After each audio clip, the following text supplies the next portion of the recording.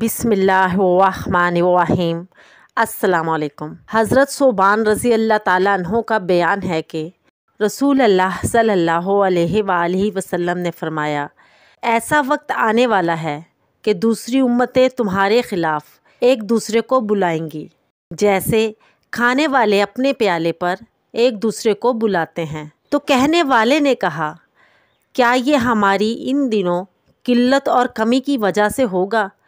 آپ صلی اللہ علیہ وآلہ وسلم نے فرمایا، نہیں، بلکہ تم ان دنوں بہت زیادہ ہوگے، لیکن جھاگ ہوگے جس طرح کے سیلاب کا جھاگ ہوتا ہے۔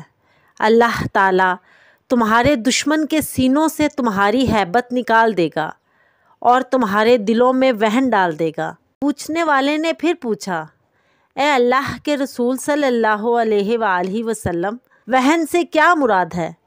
آپ صلی اللہ علیہ وآلہ وسلم نے فرمایا، دنیا کی محبت اور موت کی کراہت۔ سنن ابو داؤد۔